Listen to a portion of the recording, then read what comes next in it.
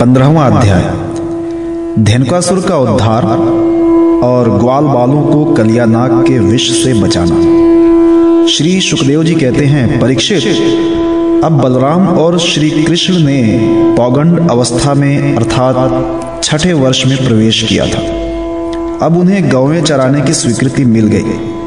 वे अपने सखा ग्वाल बालों के साथ गौवें चराते हुए वृंदावन में जाते और अपने चरणों से वृंदावन को अत्यंत पावन करते। ये वन गौओं के लिए हरी हरी घास से युक्त एवं रंग बिरंगे पुष्पों की खान हो रहा था। आगे आगे गौवें, उनके पीछे पीछे बांसुरी बजाते हुए श्याम सुंदर, तदनंतर बलराम और फिर श्री कृष्ण के यश का गान करते हुए ग्वाल बाल। इस प्रकार विहार करने के लिए उन्होंने उस वन में प्रवेश किया। उस वन में कहीं तो भौरे बड़ी मधुर गुंजर फिर से कर लेना प्रवेश किया भर रहे थे और कहीं सुंदर सुंदर पक्षी चहक रहे थे। बड़े ही सुंदर सुंदर सरोवर थे जिनका जल महात्माओं के हृदय के समान स्वच्छ और निर्मल था। उनमें खिले हुए कमलों के सौरभ से सुवासित होकर शीतल मंद सुगंध वायु उस वन की सेवा कर रही थी। इतना मनोहर था वो वन कि उसे देखकर भगवान ने मन ही मन उसमें विहार करने का संकल्प किया। पुरुषोत्तम भगवान ने देखा कि बड़े बड़े वृक्ष फल और फूलों के भार से झुककर अपनी डालियों और नूतन कोपलों की लालिमा से उनके चरणों का स्पर्श कर रहे हैं। तब उन्होंने बड़े आनंद से कुछ मुस्कुराते हुए अपने बड़े भाई बलराम जी से कहा। भगवान श्री कृष्ण ने कहा, देव शिरोमणे, यूं तो बड़े बड़े देवता आपके चरण कमलों की पूजा करते हैं, परंतु देखिए तो ये वृक्ष भी अपनी डालियों से सुंदर पुष्प और फलों की सामग्री लेकर आपके चरण कमलों में झुक रहे हैं, नमस्कार कर रहे हैं।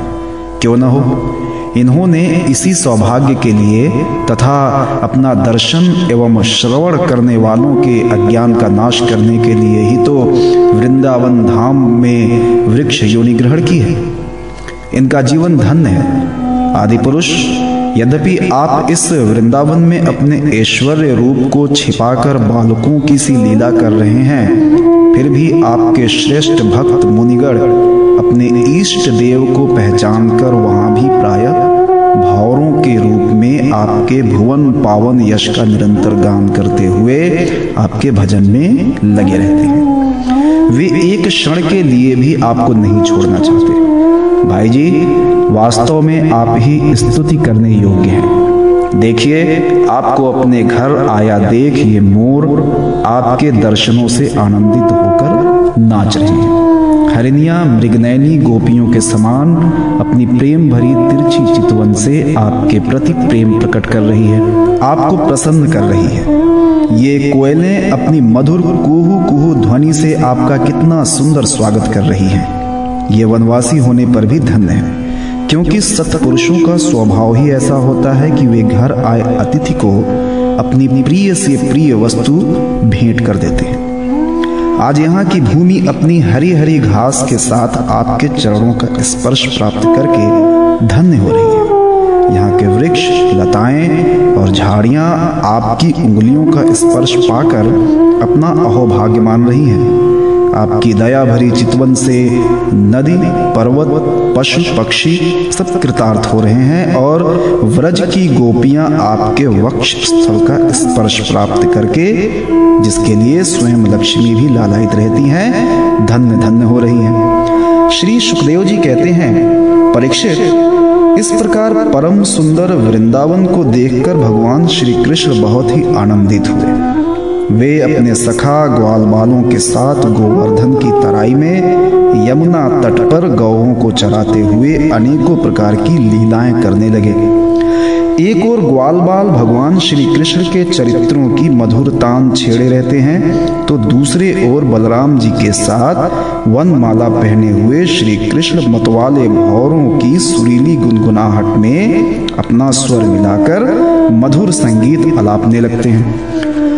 कभी कभी श्री कृष्ण कूजते हुए राजहंसों के साथ स्वयं भी कूजने लगते हैं और कभी नाचते हुए मोरों के साथ स्वयं भी ठुमुक ठुमुक कर नाचने लगते हैं और ऐसा नाचते हैं कि मयूर को उपहासास्पद बना देते हैं। कभी मेघ के समान गंभीर वाणी से दूर गए हुए पशुओं को उनका नाम ले लेकर बड़े प्रेम से पुकारते हैं। उनके कंठ की मधुर ध्वनि सुनकर गायों और ग्वाल बालों का चित्त भी अपने वश में नहीं रहता। कभी चकोर, क्रौंच, चकवा, भरदुल और मोर आदि पक्षियों की सी बोली बोलते तो कभी बाघ, सींग आदि की गर्जना से डरे हुए जीवों के समान स्वयं भी भयभीत की सी लीला करते। जब बलराम जी खेलते खेलते थककर किसी ग्वाल बाल की गोद के तकिए पर सिर रखकर लेट जाते, तब श्री कृष्ण उनके पैर दबाने लगते, पंखा झलने लगते और इस प्रकार अपने बड़े भाई की थकावट दूर करते। जब ग्वाल बाल नाचने गाने लगते अथवा ताल ठोक ठोक कर एक दूसरे से कुश्ती लड़ने लगते, तब श्याम और राम दोनों भाई हाथ में हाथ डालकर खड़े हो जाते और हंस हंस कर वाह वाह करते। कभी कभी स्वयं श्री कृष्ण भी ग्वाल बालों के साथ कुश्ती लड़ते लड़ते थक जाते तथा किसी सुंदर वृक्ष के नीचे कोमल पल्लवों की सेज पर किसी ग्वाल बाल की गोद में सिर रखकर लेट जाते। परीक्षित, उस समय कोई कोई पुण्य के मूर्तिमान स्वरूप ग्वाल बाल महात्मा श्री कृष्ण के चरण दबाने लगते और दूसरे निष्पाप बालक उन्हें बड़े बड़े पत्तों या अंगोछियों से पंखा झलने लगते। किसी किसी के हृदय में प्रेम की धारा उमड़ आती तो वो धीरे धीरे उदार शिरोमणि परम मनस्वी श्री कृष्ण की लीलाओं के अनुरूप उनके मन को प्रिय लगने वाले मनोहर गीत गाने लगता। भगवान ने इस प्रकार अपनी योग माया से अपने ऐश्वर्यमय स्वरूप को छिपा रखा था। वे ऐसी लीलाएं करते जो ठीक ठीक गोप बालकों की सी ही मालूम पड़ती। स्वयं भगवती लक्ष्मी जिनके चरण कमलों की सेवा में संलग्न रहती हैं, वे ही भगवान इन ग्रामीण बालकों के साथ बड़े प्रेम से ग्रामीण खेल खेला करते। परीक्षित, ऐसा होने पर भी कभी कभी उनकी ऐश्वर्यमयी लीलाएं भी प्रकट हो जाया करती। बलराम जी और श्री कृष्ण के सखाओं में एक प्रधान गोप बालक थे श्री दामा। एक दिन उन्होंने तथा सुबल और स्तोक कृष्ण, छोटे कृष्ण आदि ग्वाल बालों ने श्याम और राम से बड़े प्रेम के साथ कहा, हम लोगों को सर्वदा सुख पहुंचाने वाले बलराम जी, आपके बाहुबल की तो कोई था ही नहीं है। हमारे मनमोहन श्री कृष्ण, दुष्टों को नष्ट कर डालना तो तुम्हारा स्वभाव ही है। यहाँ से थोड़ी ही दूर पर एक